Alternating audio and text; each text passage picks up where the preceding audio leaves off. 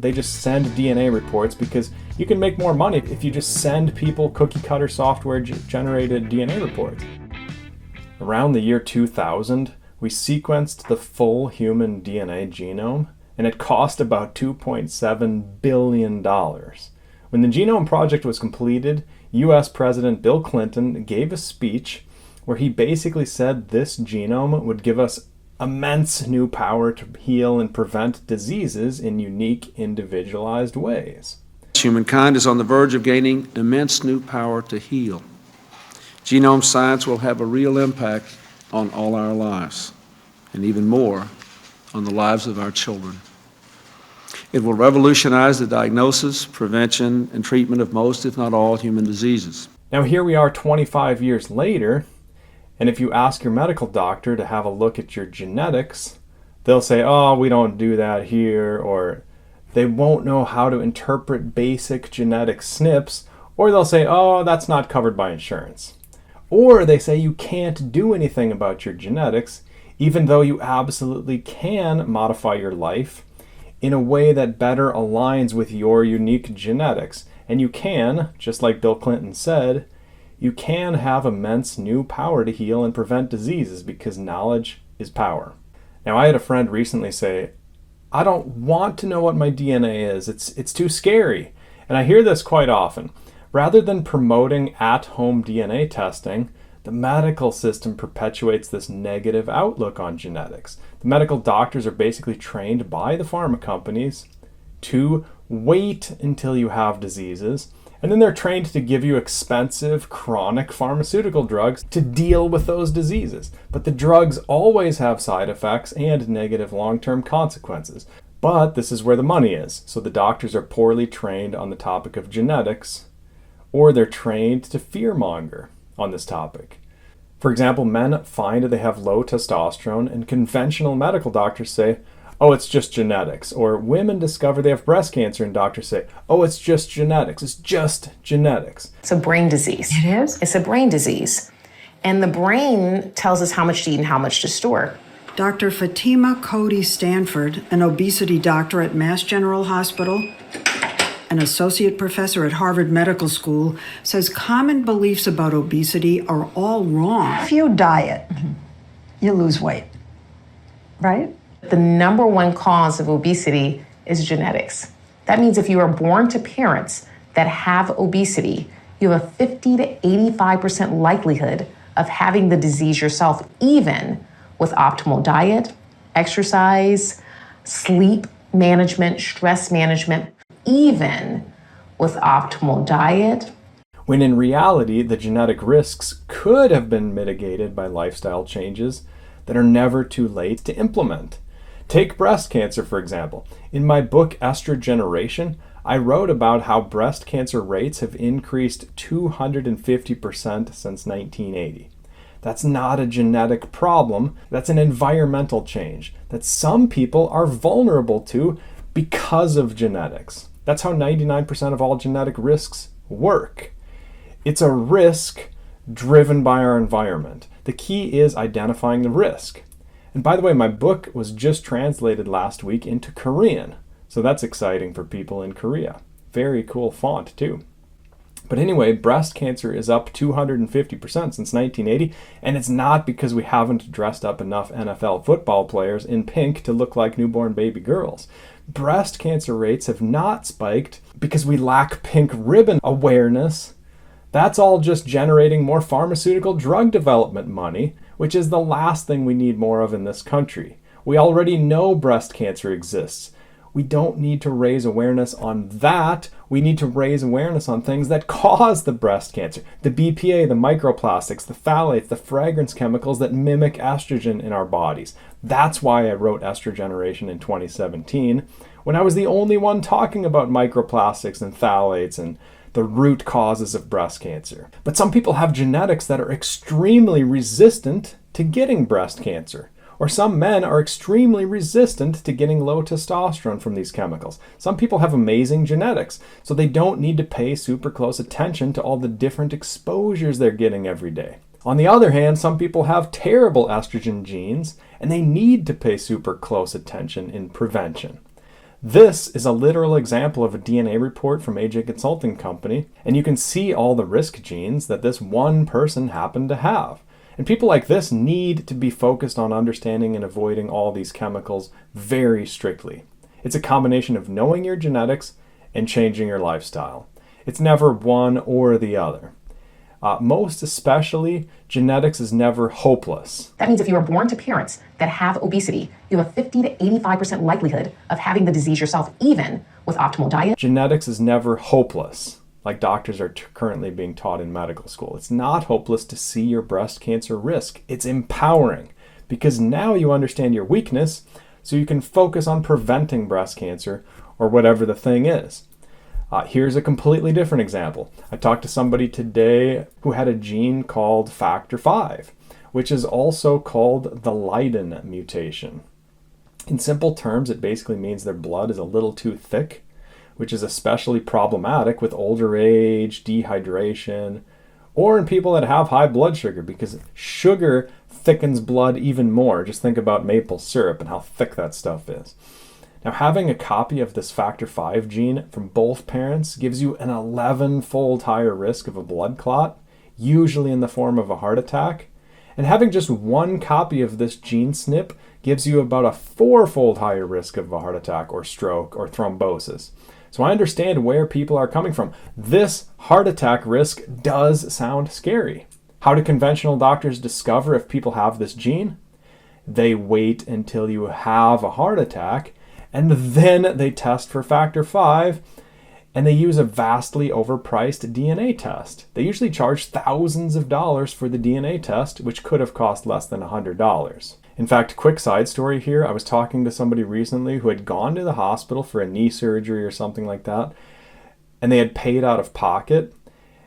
And when they got the medical bill, it was insanely expensive, as you can imagine, but they noticed the hospital charged $300 for mucus removal devices. This guy called the hospital and was like, what the hell, I didn't use any mucus removal devices. It turned out it was Kleenex tissue. They charged him $300 for Kleenex. That's a corrupt system that you don't want any part of, if at all possible. It's insanely corrupt. But the point is, the doctors will wait until you have a heart attack before doing overpriced testing. And you know I'm right, because your doctor has never once suggested that you do a quick DNA test to see if you have factor V or thousands of other preventable genetic risks. Unless you have an excellent doctor who partners with AJ Consulting Company or something like that. It could literally save you hundreds of thousands of dollars if you combine the cost of all the surgeries and the lifetime of prescription drugs that result from not knowing you have certain genetic risks that are very preventable. But that's how the system is set up. Many of these things can be discovered if you do a DNA consult using 23andMe or MyHeritage or Ancestry.com DNA testing. And you can discover things like factor V very early in life, which can ultimately save you a fortune, similar to how preventing breast cancer saves you money in the long term. Not to mention how scary it is to actually have cancer. But to keep using the factor V gene as a specific example, if you knew you have the factor V gene, you can thin your blood to an optimal level. Not with warfarin, which is a prescription-grade blood thinner that is also the active ingredient in rat poison. And this is what doctors often want to give people with the factor V gene. Again, after they've already done the open heart surgery or after they've already had a heart attack and they finally discovered that factor V gene. But if you're taking a preventative approach, which is smarter in the big picture, you will learn you have the factor V gene when you're healthy, and you take a baby aspirin or some other compound that slightly thins your blood, like curcumin or ginger or ginkgo or grapeseed extract, and now you don't have side effects from some man-made synthetic rat poison drug. You have positive benefits like decreased inflammation from curcumin or aspirin. And aspirin, by the way, was discovered in the aspen tree. So it sounds like a drug, but it's actually found in willow bark and all kinds of natural plants. So I don't think of baby aspirin as a drug like warfarin. What's even better is you don't need to guess how thick your blood is. You can measure your clotting time using my favorite blood testing company, ownyourlabs.com.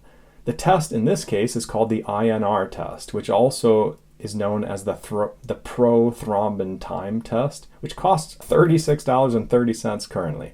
You've never done this blood test before because your doctor wouldn't have known to advise it, but now you're actually doing the correct blood tests that are meaningful to your health. In other words, if you know you have this factor V gene, you can take baby aspirin, do the INR test, see if your blood is properly thinned, and maybe add some curcumin if you need to thin your blood a little bit more in order to prevent a heart attack. And now you're preventing heart disease. You took control of your situation because knowledge is power, and you did it without a bunch of nasty pharmaceuticals.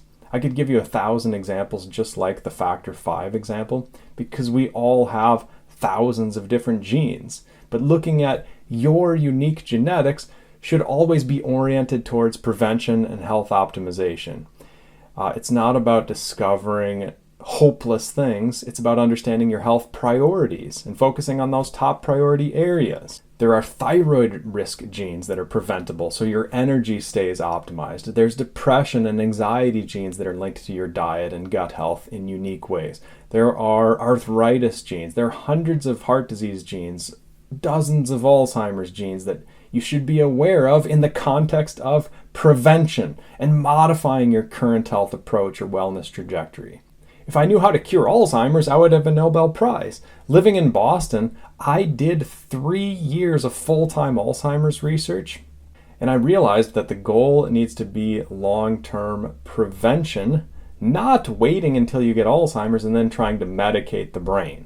It takes 30 years to get Alzheimer's. You need to prevent it for 30 years. Ironically, before 1905, Alzheimer's was literally unheard of. It exploded on the scene with the advent of seed oils and heavy metals and similar things that our genetics are not well suited for. Some of us can handle these things, but other people are extremely sensitive.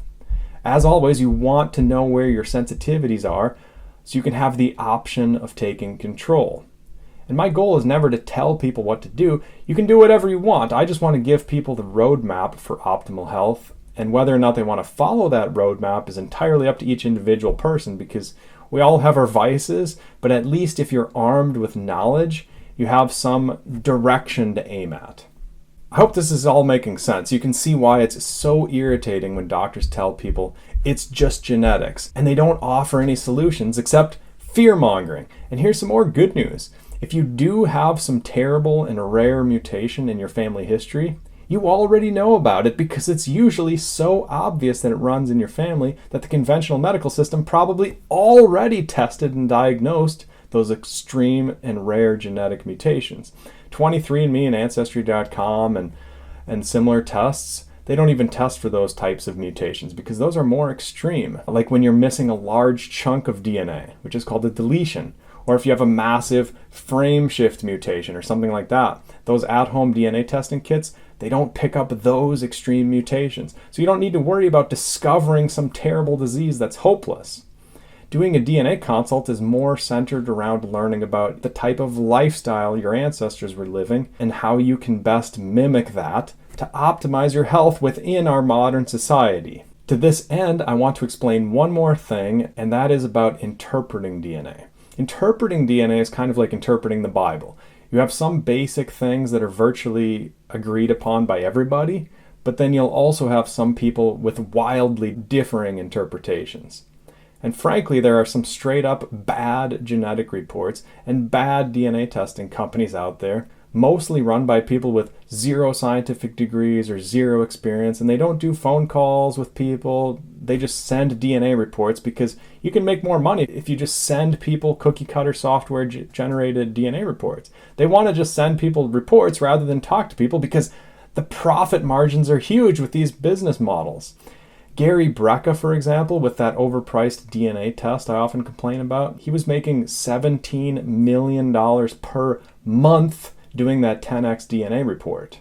We were killing it in the genetic testing market. We were really addressing the masses. We were killing it. We were doing $17 million a month in revenue. We were doing 20,000 new gene tests. We couldn't even keep inventory on the shelves. Yet those cookie cutter reports are almost always disappointing to people or confusing or even misleading. I personally created my own software for analyzing DNA back in 2010 because there was never anything on the market that was even halfway decent. And I talk to people about their genetics because you have to consider people's current level of understanding, people's health history, their history of poor diet or gut issues or mental health issues or whatever. You need to gauge health problems based on a ton of factors and a genetics, not just create a DNA report and send it out. Rhonda Patrick never did calls with people that I know of, but her DNA company reports were fairly good back in the day. But she was the only other person doing decent genetic reports in the early days, along with me. Now today, especially with Gary Brecka's Facebook ads and his marketing, everybody is creating hacky genetic companies and making hacky DNA reports. Check this out. I had a person do a DNA consult with me recently, and he sent me this DNA report from a company called Authentic Health. I don't know anything about this company, and there was no other identifiers on this report, but it's a 193-page report, and let me show you a couple things. First, 193 pages is excessively long. People create these extra long reports to seem extra intelligent, but these can and should be easily shortened into about 10 pages or less. But anyway, this DNA report has listed here the MTHFR gene, but they list it as G677A, and they do this in multiple places throughout this report. So I know it's not just an accidental typo. Here it is listed under organ dysfunction, for example. Here it is again listed under fluoride exposure risk. So multiple places. And here's the thing. The MTHFR gene is a super popular gene to talk about on podcasts and is well known because it can cause miscarriages and all kinds of health issues. I've done YouTube videos on this gene on this channel, for example. So it's very well known if you actually study genetics, and it's never, not even once, it's never going to be called the G677A. It's the C677T. For example, if you go to Google and use the reference code for this SNP, the RS code from the C677T, it's listed as RS1801133. And Google says, yes, this is the MTHFR C677T. Here's where it gets really funny. If I type in the MTHFR G67T, like the report said, Google just auto-corrects me and puts down the C677T. And lower down on Google, they just eliminate the search term G677T because it's clearly not a thing. And if you click on show results with this weird G notation, it says it must be a misspelling of the C677T version of this gene. The point is, it reveals a person behind that DNA report that doesn't understand the basics, even on an extremely famous gene. This would be like a tourist visiting America, going to McDonald's to a drive-thru and just driving through without picking up food because it says drive through. It just shows they don't understand a basic thing that everybody else just knows without saying. It's kind of obvious for Americans. Plus, this other company DNA report has so many other issues. We could go on, but I'll just show you one more. They say this person's saturated fat response is poor. And then they list about 10 genes on the next page, which is meant to somehow prove that you have a poor ability to eat animal fats. This is one of the few areas I historically disagreed with Rhonda Patrick on in her old DNA reports. She often told people saturated fat is bad for them, but at least she would just link one single genetic mutation so you could research it. And when I did my own research, I found the scientific studies were junk. There were questionnaire studies, there were junk epidemiology studies. There were studies designed to prove the vegan diet or whatever nonsense that had some agenda. They had tiny sample sizes. I just didn't think the data was compelling, so I removed this saturated fat stuff from my DNA reports literally 10 years ago. This is a genuine problem with science, by the way. It's like going to a car mechanic. Some places you get a car mechanic that's amazing. Sometimes you get completely ripped off. Genetic reports are very similar because some people have zero training in genetics. They don't even have a master's degree, much less a PhD or an MD. And some people don't analyze the scientific studies, which are notoriously bad in certain areas of research, most especially the cholesterol studies, because companies want to sell statins, and the dietary studies are terrible because of the big food companies. It's almost always big food and big pharma. The studies on infrared light or a million other things that are not corrupted have excellent studies in many cases, and we need to do our best to interpret all this valuable scientific information to benefit our mental and physical health. That's what I do for a living. I try to clarify, simplify, and ultimately apply knowledge to each person's individual current diet and lifestyle and health history and age and sleep and stress and other variables to help create the optimal top priorities for their health, their optimal blood test list, their optimal supplement list. That's what people should focus on using genetics rather than just guessing. And how does this save money? Well, because the average American adult spends over $14,000 each year on medical expenses. And if you can eliminate or minimize most of those expenses over the course of a lifetime, the savings is insane. I'm vastly undercharging for DNA consulting because I've saved people hundreds of thousands of dollars over their lifetimes in many cases. And also, I want people to simply feel healthy, which is a side effect of optimizing your diet and lifestyle, and you can't put a price on feeling healthy. It's priceless. So thanks for watching today, and let me know in the comments if you want me to do videos on other aspects of DNA testing.